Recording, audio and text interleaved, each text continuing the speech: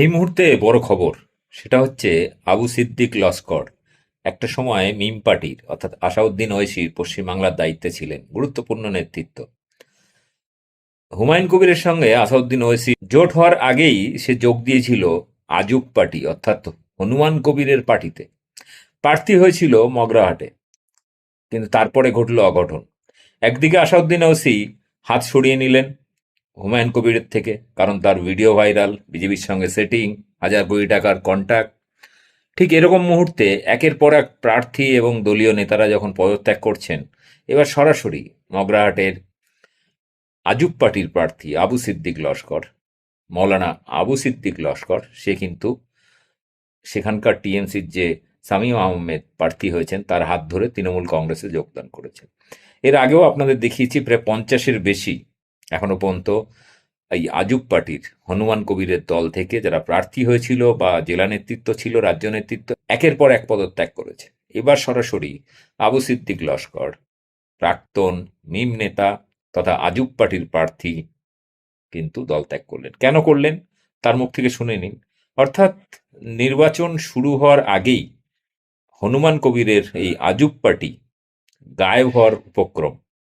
সম্ভবত এবারের নির্বাচনে প্রার্থী থাকবে না এই আজুক পার্টির।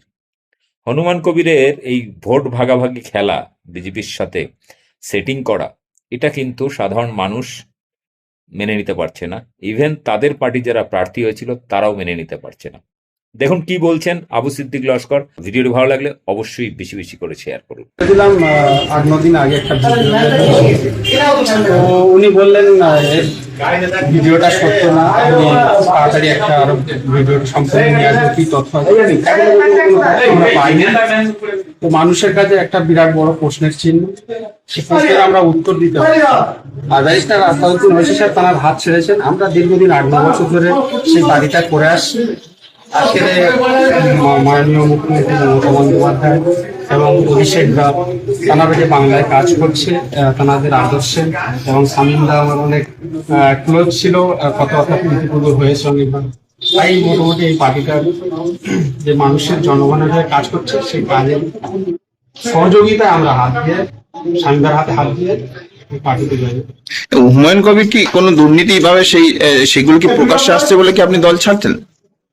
হ্যাঁ, তো কোনো তো এখন ক্লিয়ার হয়নি যে ভিডিওটা সত্য কি মিথ্যা। আশাদ সাহেব তিনি হাত ছেড়ে দিয়েছেন, আমরা দীর্ঘদিন তার সঙ্গে পার্টিটা করে আসছি, তাও ক্লিয়ার কোনো কিছু বয়ে আছে। হুমায়ুন কবির আপনাদের কি বলেছে? হুমায়ুন কবির কি বলেছে যে লড়াই করবো, বাংলায় আমরা সরকার করবো, এই করবো তাই করবো, ওটা আলটিমেটলি থেকে আছে বিজেপির সুবিধা হবে, সেটার দেখে আমরা সামিমদার হাত ধরে জয়েন করবো।